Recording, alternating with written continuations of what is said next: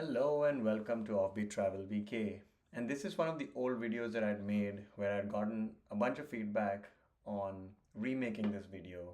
So I wanted to bring it to you guys in a much better and focused fashion.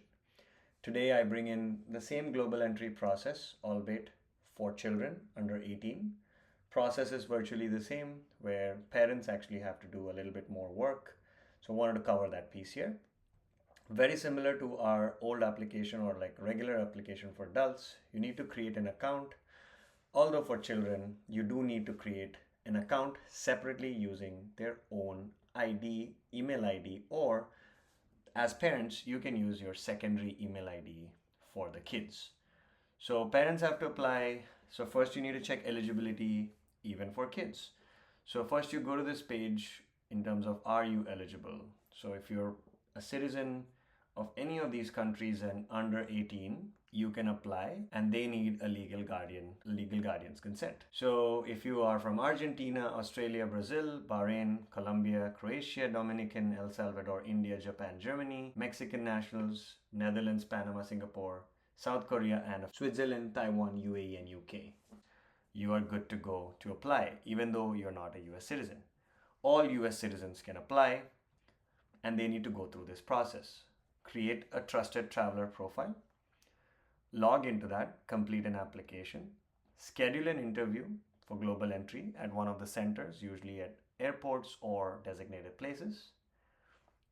Finish the interview, pay the fees, and get a global entry approved.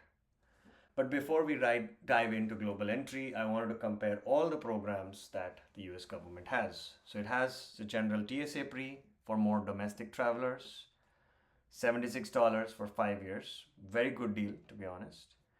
Global entry for international travelers who go on frequent visits and come back to get a streamlined international arrival.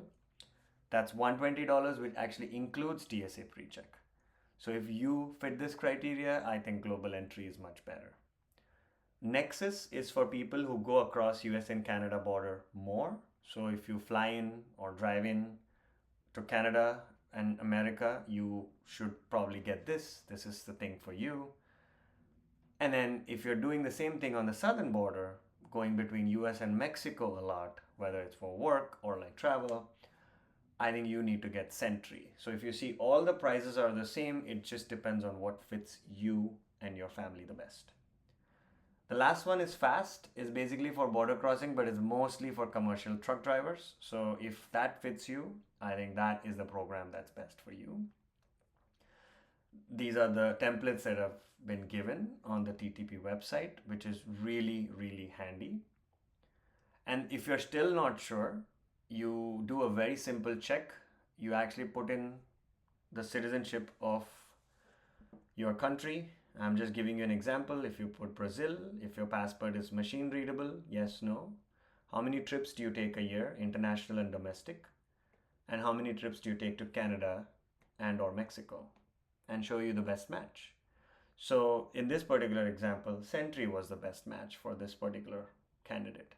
I'm just going to show you another example where you take more than 4 international trips, more than 2 domestic trips, maybe none to Canada and none to Mexico. You have a machine readable passport, and let's see the best match. There you go. For this particular candidate, the recommendation is global entry. So I wanted to show you this check before we jump right into the process. There are some benefits for global entry. It eases your immigration once you come back from a long flight. No paper arrivals, includes TSA pre-check as well. You need some required documents such as machine readable passport or a lawful permanent resident card. Very simple process. Apply online, set up your account. Once you are conditionally approved, interview at one of the location in person, and then once that's complete and if you're approved, you get your global entry. If this is the right fit for you and you are convinced that you actually need this, click enroll now and let's begin the process. Hit consent and continue. So without further ado, so if you're doing this for your child, you need to probably create a new account. Don't use your old account. Use a unique email ID where you also access, and that way you can track any updates from the Homeland Security. So once you go in, use that email and log in, once you create the account, you see this your info page. So very standard, fill in last name, first name, middle name, date of birth, country of birth, city of birth, and then email address is where you enter your email for your child and then confirm that. And then you can have your entry of your phone number of your choice as well. And then obviously you select previous applications, no. And then if you have applied for like Fast and Fast Express, no.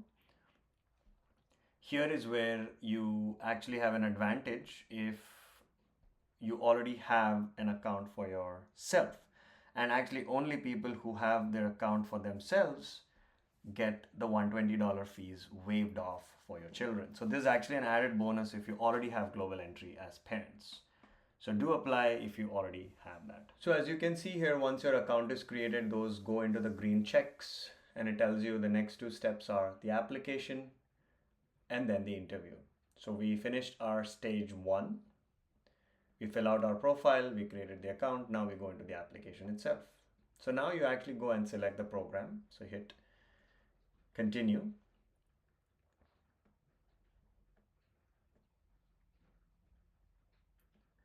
And now again, they kind of have you get an eligibility selection. So determine your eligibility again. If you have US citizenship, regardless of whether you can claim citizenship of another country, you must declare your citizenship here. And then you actually select what program you want to go with. So you select global entry. Do you plan to fly internationally within 6 months? Say yes. Leave everything unchecked. If it's not applicable to you, just leave it as is. Don't complicate it. Select next. And you just need to acknowledge a couple of things. Again, there will be a background check, full background check done by all the authorities. So you better be good on that comprehensive background check. An interview is required even for the child. So as parents, you will have to take them there. So make sure you give consent as a parent for all this. And once you get to scheduling it, you are ready for that. And just hit, how did you hear about us? Just say word of mouth or whatever mode you got this information from. Hit next. Now you enter your child's identifying characteristics. So as a legal guardian, one of the parent, you can pick and choose if both have global entry, fill out that person's application, either the mom or dad. As per your passport, always make sure no characters are changed or first name, last name, middle name, everything is as is. Give your child's characteristics, eye color, gender, height. If they've used other names, for various reasons. And then obviously if it's the first application, you say no. And then next stage, you give in your proof of your citizenship. So if you're born in the United States, you select, your passport for your child is the best possible proof. So you select passport and hit add. And proof for entering United States is also the same thing. So it actually does a good job. So if you enter all the information from your child's passport, make sure again, as is, everything goes exactly as in the child's passport. And then once you fill in once, it does a good job. It doesn't make you fill in the thing twice. So your passport and the proof of entry into the United States is exactly the same. Once you finish that, you give your thumbs up. You see on the top, you get those green ticks. Next, you go into the address information. So address information is where you enter since when is your child living at a particular address. Because again, there are situations where the parent doesn't live with the child, etc. For that very reason, they've given that. So enter the address since they've been living. Then as a child, in case there was a trip that the child took, you can say countries that they've visited after June 2020. So whatever is applicable, I'm just giving you some examples here. Add that, whatever is applicable for the child. You can actually flip the pages of the passport and check, if there's any exit stamps, make sure it's all accurate because they're anyways going to do a background check. Step number 5 within this application, additional information. If there has been any situation where they have been denied entry, just make sure all the questions are correctly answered and save and continue. And once you come to the final step 6 within the application segment, there is a final review. So you go through your personal info, documents, address info, travel history, and additional information all once. Make sure everything's thumbs up. You actually do section by section confirmation. If there's any changes, you can edit it. This is the last chance before you submit. Once you hit submit, the application goes to this page called Certification of Global Entry Application, and you also give an acknowledgement that there will be a background check, etc. Now you move into payments. Payments here, you will actually see 120 for most people, but since as parents we are having global entry, the child has a free global entry. All right, so we completed the application, and then once you see the final confirmation page for your global entry account for your child, you will actually see the application as application is in progress, it's in pending review, and you can actually log into your account to see the latest status. So that's why that email ID is very important. So as I mentioned, if global entry is already achieved or like have applied and approved by any of the parent, and if they're using that same parent to apply, the child's fee is waived. So as you saw, this was an example where it was $0.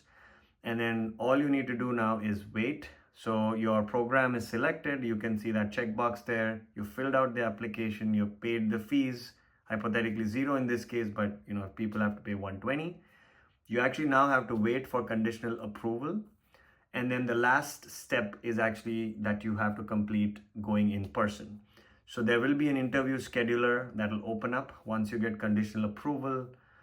Go and schedule the time that works for you and your child. You actually have to be present with your child as a guardian, and the person who actually applied will have to go. So make sure, if one parent applied and added in the information of the other parent, make sure the parent that's actually tied to the application needs to be there. So please make sure all those logistics are clear. Then have those interviews. I mean, it's a very, if your background is all good, the interview is pretty straightforward. And if you're approved, then you're actually submitted for approval by the officer, and then you will actually get your card dispatched and your status in the account will change to approved. So this usually lasts for 5 years. And then at the end of that 5-year cycle, you actually have to go and manually hit renew on your account, and you can renew it for the next 5-year cycle. So you need to keep doing this obviously for at least 3-4 times for your child if you're applying really early, and then after 18, they can apply, they can renew it on their own. So that was actually a summary of the global entry program in general. The application is exactly the same for adults. You just apply it for your own self, and you just do it with an email ID that's unique to you. For your child, just make sure you use an email ID that you actually use, which is a different email ID than your primary email ID, or that you use already for your global entry. But beyond that, very straightforward application. Pick this program if it's suitable to you, and if you actually travel in and out a lot. It gives you a TSA pre-check automatically, so I feel it's a great win. Domestic travel plus international travel, this is a great thing to have.